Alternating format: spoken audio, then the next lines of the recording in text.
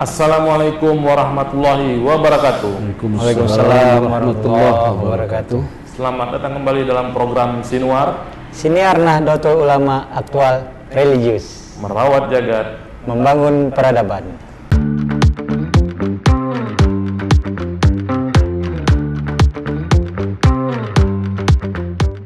masih dalam tema yang sama, Langkat Leadership Outlook 2024. Leadership of Outlook ya. Outlook. Itu pandangan kita ke depan untuk kepemimpinan. Langkat Oke. yang jawara. Yang jawara, jujur, adil, wibawa, amanah, religius, dan berakhlak. Nah, kalau visi Kabupaten Langkat itu adalah kabupaten Religius. religius ya. Religius itu tingkat keagamaan, yang nilai keagamaan, terus kemudian orang-orang yang penuh dengan ketaatan kepada Allah SWT. Kalau dia Islam kan kepada Tuhan Yang Maha Esa pada umumnya.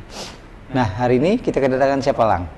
Kita kedatangan Ketua Majelis Ulama Indonesia Kabupaten Langkat, Buya Haji Zulkifli Ahmad Dian. Assalamualaikum warahmatullahi. Waalaikumsalam warahmatullahi wabarakatuh. Izin ya, hari ini sibuk apa nih ya? Ini kan mungkin lebih padat jadwalnya ya, karena puasa Ramadan ya. Sebenarnya antara padat dan tidak. Artinya kadang-kadang bisa padat, kadang juga agak sedikit longgar. Dan kita saat ini sedang membenahi salah satu proyek keagamaan. Kita anggap diantaranya adalah membangun relasi dengan para pedagang-pedagang yang pada saat ini mereka pedagang kecil yang tidak mungkin untuk berjualan mulai dari siang sampai dengan sore karena sedang berpuasa. Benar-benar. Akhirnya mereka meminta kepada Majelis Ulama dan sekaligus berkoordinasi dengan pemerintah daerah mengadakan Ramadan Fair yang ada di Alun Amir Hamzah Stabat. Itu dia. Iya. Ayahanda Zulkifli ini dia seorang tokoh ulama, memimpin Majelis Ulama Indonesia. Tentunya lebih kualifikasi keilmuan ya kan, karena lagi memimpin para ulama-ulama di Kabupaten Langkat. Izin Ayahanda, awak manggil Ayahanda, biasa manggil Ayahanda karena tradisi di NU ini memang lebih sowan kali sama kiai-kiai ya kan, karena memang kita sangat menghargai keilmuan, kealiman, kemudian kewaraan para kiai-kiai pendahulu kita, kiai-kiai yang senior daripada kita kan gitu kan. Dan memang karena memang kita harus takjim kepada orang yang berilmu kan gitu. Begitulah adab tadi. Namanya adab, benar. Ya gini ya, bisa cerita pengalaman ayah lah tentang bagaimana sampai titik ayah itu bisa menahkodai Langkat itu. Baik. Awalnya barangkali setelah saya berdomisili di Kabupaten Langkat, awalnya pada tahun 1986. Ketika itu baru saja menamatkan sekolah aliyah Al-Qismul Ali di Jalan Ismailiyah Medan. Iya. Organisasinya adalah Al-Wasliyah Sumatera Utara. Setelah tamat itu kawan-kawan pada kuliah untuk melanjutkan pendidikan dan studinya masing-masing.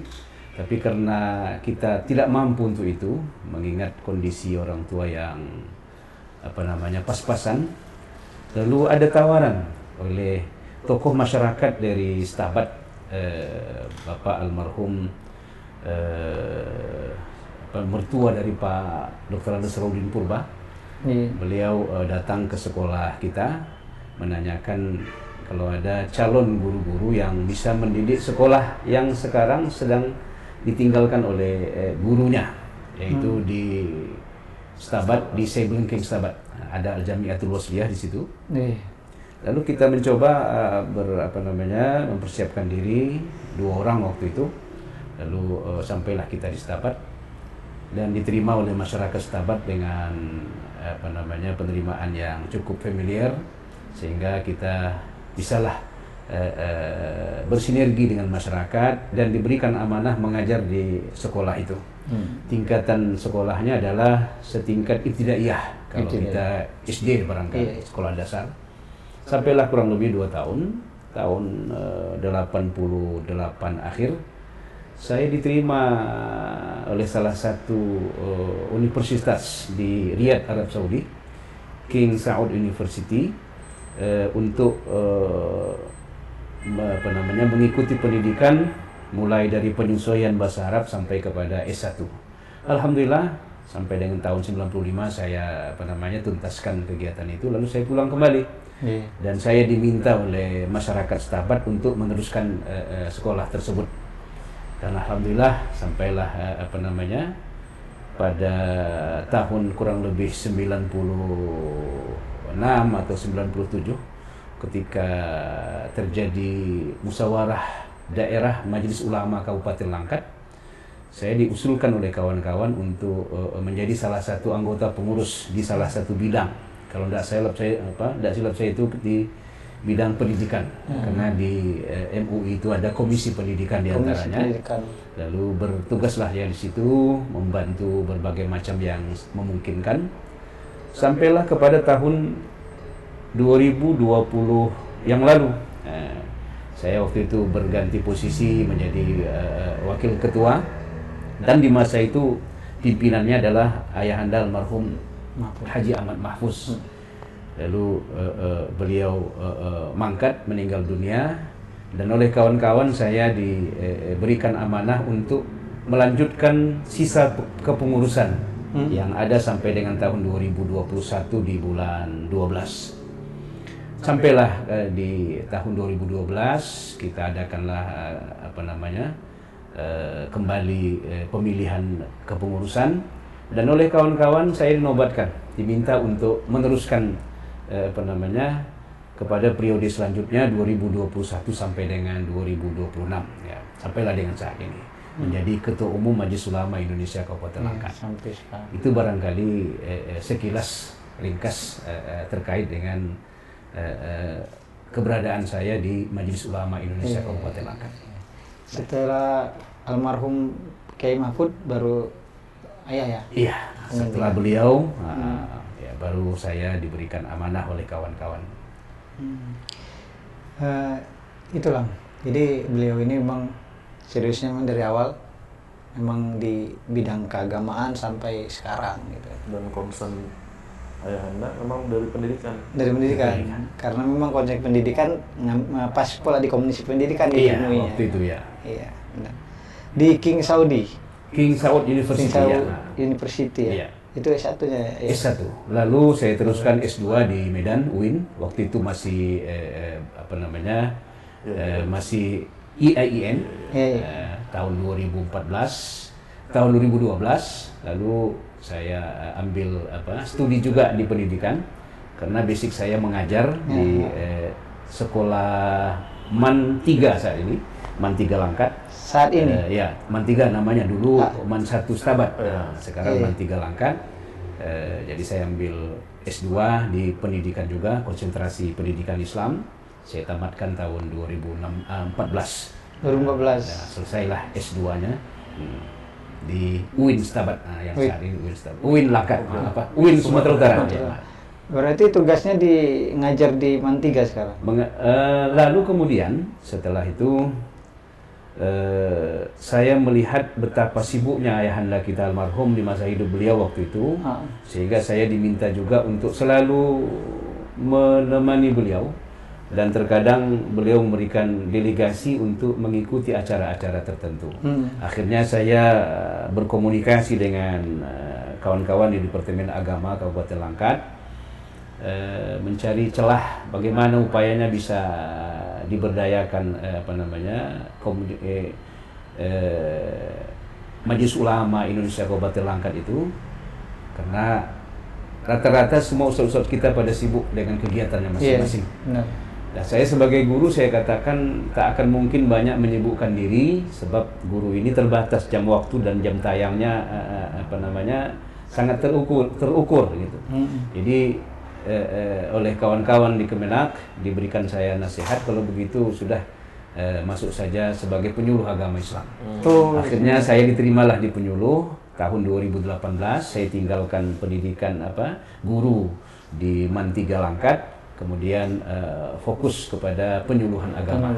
Dan alhamdulillah di bidang penyuluhan ini alhamdulillah sinerginya cukup baik, sehingga kita bisa bekerja dan melayani masyarakat, baik itu secara pekerjaan kita di Kementerian Agama Kabupaten Langkat maupun juga di MUI itu sendiri. Jadi sangat sangat ada keterkaitan. Sehingga alhamdulillah waktu itu sangat sangat pas. Jadi tidak ada yang dikecewakan. Nah, itulah dia akhirnya saya bergabung dengan Majelis Ulama itu sendiri, dan diberikanlah amanah dan kawan-kawan melihat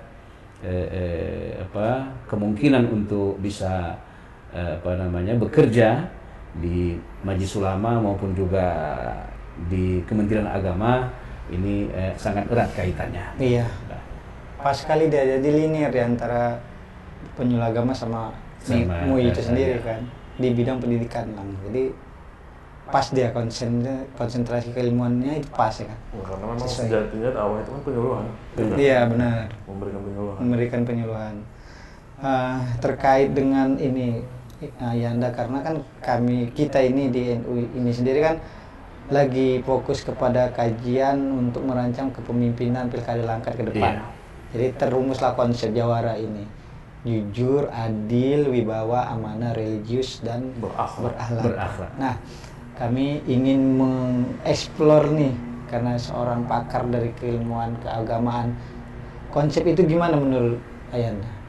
Saya melihatnya cukup baik dan sangat sangat tertarik dengan bahasa Jawara. Saya juga melihat Jawara ini kalau kita bahasakan bahasa bebas barangkali ini artinya pemenang, hebat gitu kan. Dan kita ingin untuk Langkat ke depan ini memang orang-orang yang hebat, orang-orang yang betul-betul bisa memenangkan suasana dan bisa terus banyak berbuat demi kemajuan Langkat ke depan. Nah, oleh karena itu saya baca juga program yang dibuat ini, Jawara itu dengan J-nya itu adalah jujur, A-nya itu amanah, lalu W-nya itu dengan wibawa, lalu amanah, jujur, amanah, wibawa, amanah, adil, lalu ditambah dengan religius dan berakhlak. Ini luar biasa. Jadi mudah-mudahan ini bisa terwujud. Apalagi kepemimpinan itu memang harus betul-betul bisa menguasai secara baik ilmu yang linier barangkali maupun juga menguasai masyarakat yang bakal dia pimpin. Dan modalnya adalah dengan apa yang dibuat oleh rekan-rekan di sini. Begitu luar biasanya ini begitu ya. Baik. Jadi kan ada konsep jujur ya, karena kan kalau di dalam Islam sendiri kan ketauladanan yang diberikan Nabi kan jujur, jujur, amanah, patonah, tabligh kan salah satu 4 elemen sifat dasar Nabi dalam membangun sebuah peradaban Islam ini kan sampai sekarang kan. Nah ini yang mencoba mungkin dari serpihan-serpihan ketauladanan Nabi ini kan coba kita rumuskan ini kan. Nah, konsep kejujuran ini dari beberapa tema diskusi kami yang lalu ya. Kejujuran itu memang apakah dia memang harus ditegakkan tanpa melihat kondisi? Karena ini kan dunianya udah dunia politik nih ya. Kadang-kadang jujur itu tidak tepat kondisinya. Kalau menurut Ayanda gimana tuh menyikap itu? Begini. Jujur itu adalah satu jargon yang luar biasa dimiliki oleh manusia yang terhormat, yaitu Nabi kita Muhammad SAW. Beliau itu mempunyai 4 sifat mulia yang terekam selalu dengan kita mengatakan as-siddiq, amanah, tabligh, dan fatonah. Itulah ciri sifat dari kenabian, dan itu akan memuluskan setiap kegiatan-kegiatan yang menjadi tanggung jawab kita, apalagi sebagai seorang pemimpin. Maka ini sangat sangat perlu sekali bahwa jujur ini adalah kesesuaian antara apa yang diucapkan dengan apa yang bakal dilakukan. Kesesuaian dengan baik fakta maupun data dan sebagainya. Jadi jujur ini begitu penting. Ketika kita melihat seorang pedagang dengan dagangannya, dia mempoles sesuatu, meramu benda tertentu, lalu dia jual dengan harga tertentu, dan dia katakan kualitasnya A atau B dan sebagainya. Nah, ketika apa yang dia buat ini sesuai dengan apa yang dia sampaikan, dan benda yang dia jual mutunya memang sudah sesuai dengan apa yang dia syaratkan, maka sang pembeli tidak akan pernah merasa rugi, karena apa yang yang dijanjikan dalam produk yang dibuat itu sesuai dengan syarat yang sudah dijanjikan. Begitu juga seorang pemimpin. Jujur ini memang kemungkinan pada saat ini sebahagian orang menganggap sesuatu hal yang langka, tapi itu pun mesti diwujudkan, mesti ada, apalagi dalam situasi kepemimpinan seseorang. Dalam Al-Quran itu banyak sekali ayat terkait dengan jujur itu sendiri, dan diartikan dengan as-sadiqin. Kalau kita melihat di Al-Quran di surah At-Taubah ayat 119 itu Allah berfirman, kata Allah, ya ayyuhallazina amanu taqullaha wa kunu ma'as-sadiqin. Wahai orang-orang yang beriman, kalian mantapkan takwa kalian kepada Allah dan jadilah kalian orang-orang yang jujur. Jadi jujur ini merupakan pedoman yang tertinggi yang harus dimiliki oleh orang yang ingin menjadi seorang pemimpin yang berhasil, yang yang berkualitas, sehingga apa yang dipimpin itu bisa betul-betul terlaksana. Dan jujur ini bakal dituntut, artinya bukan duniawi saja, sampai kepada akhirat. Sampai kepada akhirat. Jadi oleh karena itu tanggung jawabnya bukan sekedar yang nampak dunia nyata kita ini saja sekarang, tapi nanti ketika kita nanti bakal kembali kepada Allah Subhanahu wa taala. Itulah yang diajarkan oleh Nabi kita. Begitulah pentingnya kejujuran itu sendiri. Iya. Berarti memang pesan urgen kejujuran itu memang harus sampaikan kepada masyarakat juga dan kepada pemimpin yang akan memimpin negeri ini. Iya, benar. Nah, itu kejujuran. Itu ya. Kejujuran. Kalau adil itu sendiri ya, karena kan definisi keadilan itu juga kan tidak mesti sama rata kan. Nah, betul. Ya kan. Jadi ini mesti juga didudukan agar kadang-kadang pemimpin yang adil belum tentu adil di mata rakyat, kan begitu. Itu konsep keadilan itu menurut ayat itu gimana? Keadilan dari kata adil. Adil itu hampir seluruh bahasa yang menggunakannya di Indonesia kita ini tak ada kalimat lain kecuali adil. Sampai kepada bahasa orang Toba saja pun ditanya, apa itu adil? Gitu. Jadi tak pernah dia mengatakan kalimat lain. Adil itu artinya menyeluruh. Siapa saja pun tahu tentang adil itu. Dan oleh karena itu ada salah satu bahasa yang cukup tepat barangkali. Kita melihat adil itu adalah menempatkan sesuatu pada tempatnya. Begitu kata para ahli-ahli hikmah menjelaskan. Jadi orang yang adil itu orang yang mampu untuk melakukan sesuatu, membuat sesuatu, meletakkan sesuatu pada tempatnya sesuai dengan porsinya. Ya, kita bisa memandang salah ketika seorang ayah punya anak, ada yang di TK, ada yang masih di SD, ada pula yang kuliah. Lalu karena prinsip adil menurut dia adalah sama rata, lalu diberikanlah jajan masing-masing 50.000. Barangkali untuk yang mahasiswa tak ada masalah, 50.000 itu tepat dengan ongkos berjalan, pergi dan sebagainya. Yang SMP itu mungkin berlebih. Tapi yang TK ini sangat berlebihan. Karena tak tepat rasanya, dikasih juga 50.000. Jadi meletakkan sesuatu pada tempatnya, itulah keadilan itu sendiri. Dan agama kita sangat sangat dominan ayat-ayat yang menjelaskan tentang keadilan. I'dilu huwa aqrabu littaqwa, kata Allah. Kalian harus berbuat adil, karena adil itu sangat mendekatkan kepada takwa kepada Allah Subhanahu wa taala. Insyaallah orang yang adil, dia pasti menjadi orang yang bertakwa. Tapi kalau dia tidak bisa berbuat adil, maka otomatis boleh jadi takwanya minim atau bahkan hilang, kurang sama sekali begitu. Yang dulu wa aqrabul Wa taqwa. aqrabul taqwa. Karena itulah salah satu mengindikasikan orang bertakwa itu Orang yang dia bertakwa. berbuat adil. Oke. Iya. Nah, ketika dia jujur, adil, kemudian dan sifat-sifat baik yang lainnya itu akan membentuk kewibawaan itu kan. Pertanyaan selanjutnya adalah apakah kewibawaan itu bisa hadir dengan sendirinya atau dia harus memang berkarakter baik dulu baru terbentuk kewibawaan? Itu apa itu menurut ayah? Wibawa itu sendiri. Wibawa ini terkesan orangnya mengagumkan. Iya. Kita melihatnya smart gitu, sehat, besar, tinggi gitu ya. Sebenarnya itu dari dari style boleh-boleh saja ya, dari style seseorang boleh saja. Tapi kan tidak semua orang stylenya sama. Iya. Ada yang dia kecil, badannya kurus, kerempeng gitu ya. Apa kita katakan tidak berwibawa? Bukan seperti itu sebenarnya. Iya. Jadi cara pandangnya bahwa wibawa itu tidak datang begitu saja, tidak datang dengan sendirinya, tapi dia harus ada upaya yang dilakukan oleh orang yang ingin wibawanya itu menonjol. Dalam artian dia harus berusaha di antara sifat-sifat yang kita jelaskan tadi, dari mulai berbuat adil, lalu berlaku amanah, lalu dengan adil, amanah, itu dengan perilaku apalagi jujur dan sifat-sifat terpuji lainnya. Ketika dimiliki oleh seseorang, maka kewibawaan itu akan muncul.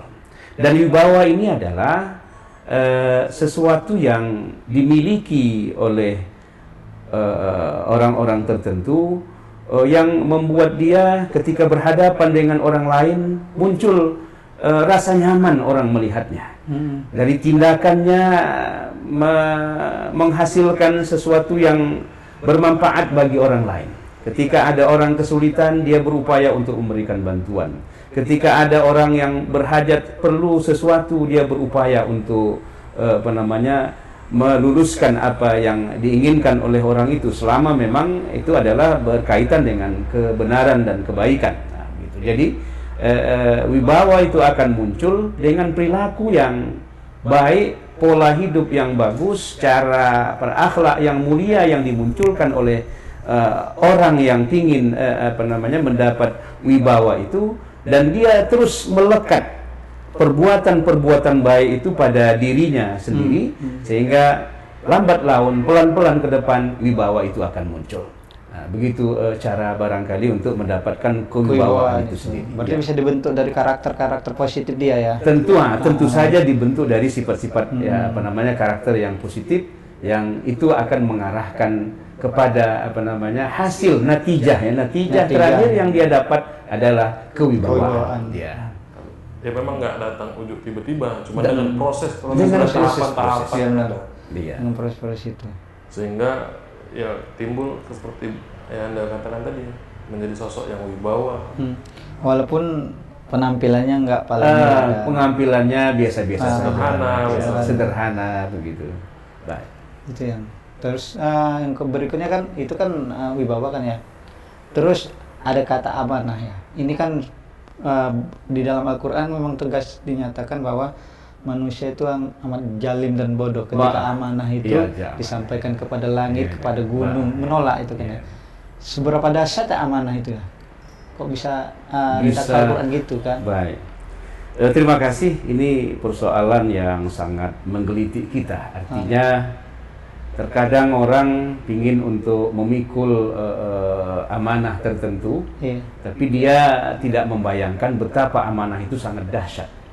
Nah, Allah di dalam Al-Quran itu jelas sekali mengatakan, Inna aradnal amanati ala ardi was samawat fa abaina ay yahmilnaha fahamalahal insan wa kana al insanu zaluman jahula. Kata bahasa Al-Quran itu, sesungguhnya kami sudah memberikan amanah ini kepada langit dan bumi, kepada bintang gemintang dan kepada makhluk yang terbesar di bumi yang namanya gunung. Tapi mereka abaina ayahmilnaha, mereka tak mampu, mereka tak siap untuk memikul amanah yang cukup berat itu. Lalu manusia memikulnya. Dan manusia ini kata Allah, manusia itu sangat zoluman jahula, sangat banyak kezolimannya dan sangat bodoh pula. Nah begitu. Jadi oleh karena itu untuk menguatkan kebodohan manusia dan juga mengurangi kezolimannya, maka Allah turunkan petunjuk. Itulah Al-Quran, kitab kenabian maupun hadis-hadis Rasulullah SAW untuk menselaraskan dan mengokohkan manusia agar mampu dan bisa memikul amanah yang luar biasa itu. Nah, oleh karena itu amanah ini cukup cukup berat, tapi kita juga tidak salah kalau dipikulkan amanah itu kepada seseorang dan orang ini mampu untuk memikulnya, tidak ada masalah gitu. Tapi kalau yang tak mampu untuk memikulnya, tak mampu untuk melaksanakan dan menjalankannya, lebih baik dia tidak diberikan amanah tersebut. Dalam satu kisah ada seorang sahabat Nabi itu meminta amanah tertentu kepada Rasul Shallallahu Alaihi Wasallam. Lalu Rasul tidak memberikan kepada dia. Nah, orang ini protes kepada Rasulullah, ya Rasulullah, aku ini mampu untuk memikul amanah itu sebagai salah satu kepala di wilayah tertentu. Kalau kita di sini barangkali sebagai camat atau sebagai bupati di daerah tertentu, begitu. Lalu kata Rasulullah, kamu tak akan mampu memikulnya. Kenapa? Ada sifatmu yang sangat lemah. Kondisimu tidak begitu kokoh. Kau mungkin di depanku, kata Rasulullah, bisa menyanggupi amanah tersebut. Tapi begitu nanti dipikulkan amanah, sudah tidak berada di hadapanku, engkau akan menyimpang dan menyeleweng. Itulah yang ditakutkan oleh Rasulullah SAW. Jadi karena itu amanah itu begitu berat, tapi juga berharga. Nah, dan kita sebagai seorang Muslim mau tidak mau, ketika amanah itu berada di tangan kita dan orang menganggap kita mampu untuk memikulnya, dengan ilmu yang ada pada kita bisa membantu kita untuk menjalankannya dengan baik dan benar, maka tidak ada masalah untuk memikul amanah dan menjalankannya. Jadi kalau tidak ada ilmu yang mumpuni, kualitas diri yang tidak mampu, maka lebih baik tidak meminta amanah. Nah, itulah yang diajarkan oleh Nabi kita baginda Rasulullah Sallallahu Alaihi Wasallam. Intinya harus yang jujur dulu, dia kan harus adil, kemudian harus dia cerdas. Ini syarat ya untuk memikul amanah tadi. Tentunya sifat kenabian yang 4 itu dari mulai siddiq, amanah, fatonah dan juga siddiq, amanah, fatonah dan juga tabligh. Dalam jujur, lalu dia dapat menjalankan amanah dengan baik dan benar, dan dia sigap, mampu, cerdas dalam menghadapi berbagai macam persoalan, lalu ditambah dengan selalu menerima aspirasi atau aspiratif, itu namanya tabligh. Maka orang yang seperti ini layak untuk diberikan amanah. Dan bagi rakyat yang mendapatkan pimpinan seperti ini, sangat wajib menghormati dan mendukung, sehingga program-program yang dibuat itu bisa terlaksana dan bisa dijalankan. Ya, terkait dengan program nih, Ayanda. Nah, kalau di Kabupaten Langkat ini kan memang terkenal kan moto kita kan kabupaten religius. Ya kan? Religius sampai sekarang, tanda-tanda kereligiusannya pun belum terukur juga ya kan. Masih banyak juga kita lihat kemungkaran masih banyak ya. Kemudian penyimpangan masih banyak, tingkat kriminalitas masih banyak, ada, ya. Peredaran narkoba pun sangat mengkhawatirkan saat ini. Nah, konsep religius itu sebagaimana mestinya kalau di Kabupaten Langkat ini ya, biar dapat format nanti. Formatnya ya. Pertama memang kita tak bisa menyalahkan siapapun, karena itu adalah kerja bersama, kerja tim. Iya benar. Karena siapapun dia, apapun profesinya, sebagai pemimpin, sebagai ketua lembaga tertentu, pimpinan organisasi tertentu, apalagi itu majelis ulama, dia tak akan bisa berdiri sendiri dan tidak akan bisa kokoh dengan kesendiriannya. Tentu harus kerja bersama. Ibaratnya kalau ada sesuatu masalah, kita harus keroyok untuk melaksanakannya, sehingga bisa teratasi hal-hal yang sebagaimana saudara sampaikan tadi begitu. Maka ada beberapa upaya yang bisa kita lakukan dalam menghadapi kondisi kita saat ini. Pertama sekali saya ingin menyampaikan dulu bahwa amanah itu sendiri itu adalah sesuatu yang berat. Yang kedua, kita harus berkolaborasi dan saling bersinergi antara berbagai pihak. Baik itu sebagai ketua lembaga politik, sebagai seorang pimpinan tertinggi di kabupaten ini, di kepolisian, di berbagai sektor dari yang ada ini harus bekerja sama dalam menghadapi berbagai macam persoalan. Saya bisa contohkan seperti ini. Ada salah satu, karena memang sudah viral itu, ada salah satu usaha yang diberi nama dengan One King Golden. One King Golden ini akan mendirikan satu usaha namanya menyediakan tempat hiburan dan disiapkan di situ minuman keras, diskotik. Mereka akan mendirikan diskotik. Lalu pemerintah daerah sangat gusar dengan adanya permintaan ini. Mereka minta kepada Majelis Ulama, bagaimana tanggapan Majelis Ulama terhadap pendirian ini. Lalu kita bukan saja menolak, kita katakan begini. Pertama, dari sisi visi misi Kabupaten Langkat itu adalah visi misi religius, Kabupaten Langkat yang religius. Bagaimana religius itu akan muncul kalau adalah satu usaha tertentu yang itu diberikan izin sehingga ke depan bisa tercoreng ini. Itu yang pertama. Yang kedua, kita mendengar dari setiap wilayah di luar Langkat mengatakan Langkat ini sebagai serambi Mekahnya Sumatera Utara. Bayangkan itu, saudara. Langkat ini serambi Mekahnya Sumatera Utara.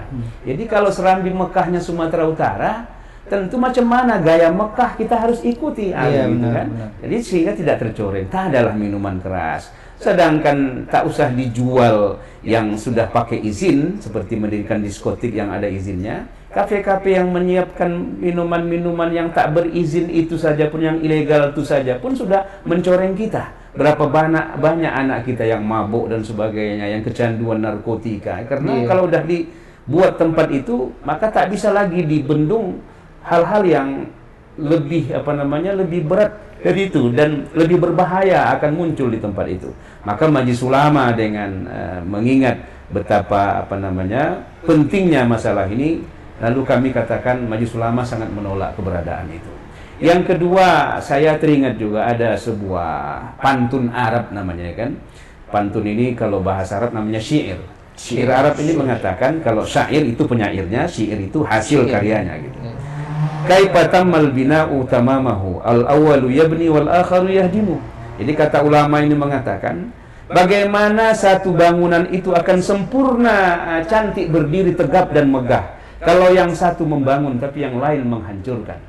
Ini luar biasa ini. Artinya betul-betul bermakna syair yang luar biasa ini kepada kita. Kalaulah kita mau membangun Langkat yang luar biasa dengan daerah yang sangat terluas ini di Sumatera Utara diantaranya dengan 23 kecamatan, itu harus betul-betul fokus. Kalau memang mau membangun, membangunlah dengan benar, dengan baik. Hal-hal yang bisa merusak dari pembangunan itu sendiri itu coba-coba diusahakan untuk dilarang, ditiadakan, bahkan juga jika perlu terus ditertibkan. Itu yang perlu kita lihat, sehingga mudah-mudahan Langkat ini ke depan betul-betul sesuai dengan visi misinya sebagai Langkat yang religius itu bisa terwujud, insyaallah. Kerja bersama berarti kan, saling mendukung kan, seperti syair Arab tadi kan. Iya. Kita udah bangun, ada yang menghancurkan. Ada yang menghancurkan. Tak jadi bangunan itu, tak bisa.